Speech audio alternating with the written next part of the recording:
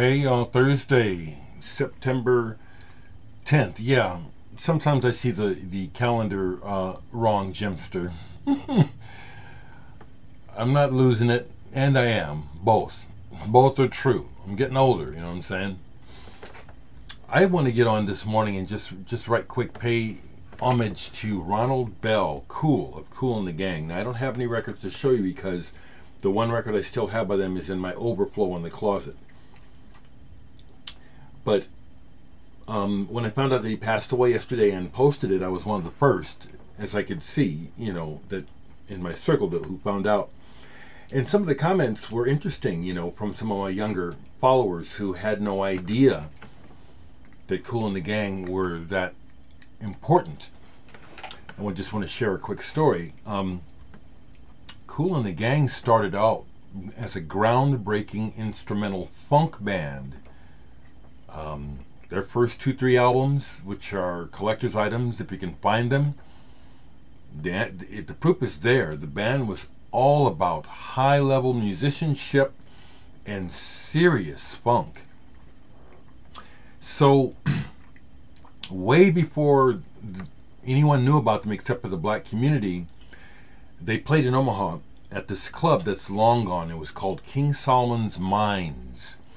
And here's the connection. My older brother James, the visual artist, had been hired to paint murals inside and outside the club for these, as usual, shady characters who were running the club, businessmen, shady businessmen. How are they ever not shady? My brother got screwed so bad I have to put that in there.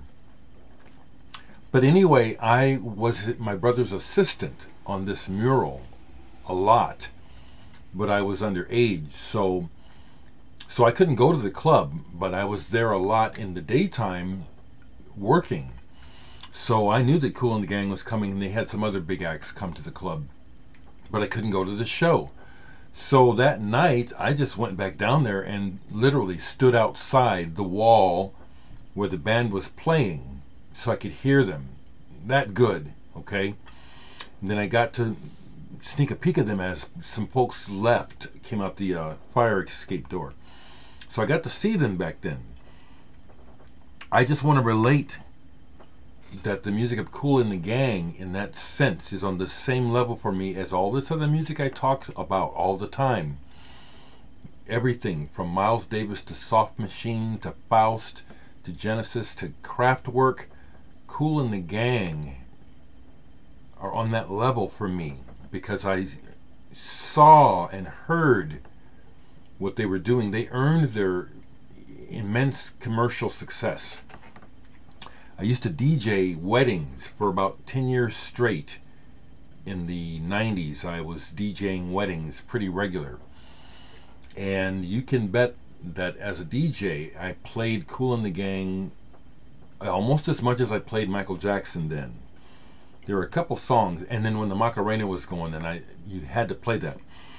But I learned early on, if I wanted to get the dance floor going, no matter what color the audience, put on some Kool and the Gang. Ladies' Night, in particular that one, Celebrate is another one. Actually, Celebrate is the one. But Ladies' Night too. Celebrate. If you have a dud wedding or party, I'd put that on and the place would just like you. Someone turn the lights on. That's power. Of course, I appreciate their commercial stuff. I like pop music. Don't get me, don't get me wrong. But my stance as a person who's listening to this other stuff, it's a dedicated stance that I take in my life. Because I hear what I consider regular music all the time.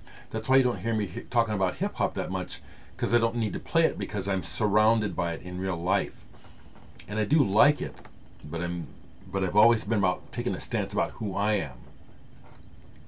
Along those lines, I've been watching some more documentaries. Watched some real good ones on Ice-T, and so these are guys that I like and respect: Ice-T, Nas, Immortal Technique, Rakim, KRS-One, Melly Mel. Is he the greatest of all time? I'd have to say he's probably, if not the one of them. I know these. I know this history, and I love it and respect it, and it's a part of me. But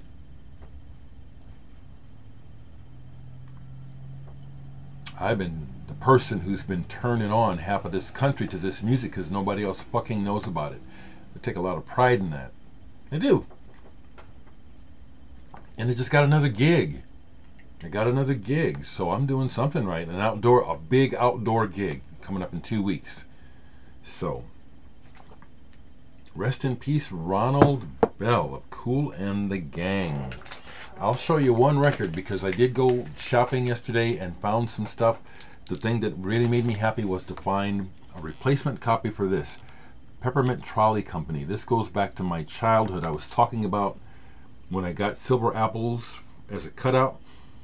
Same with this. This is one that I got like for 39 cents. And at the time, I really liked the end of the album more than the whole album. But now I love it. You know, it's in time goes on and it's like it's sunshine pop with a dash of psychedelia. The Gallagher brothers.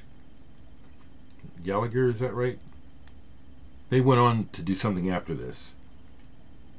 Farragher. The Farraghers. So I found this. It made me real happy because I regret getting rid of all my records from my childhood. I do. So make the best of it, people. It's a mad, crazy world, and the president's going to tell some more lies today. I don't know why anyone thinks that something good can ever come from a liar. Somebody explain to me that logic, because it doesn't exist. We have some serious madness going on in the world right now because of politics and the pursuit of power. Mad Fools, Epitaph on the first King Crimson nailed it.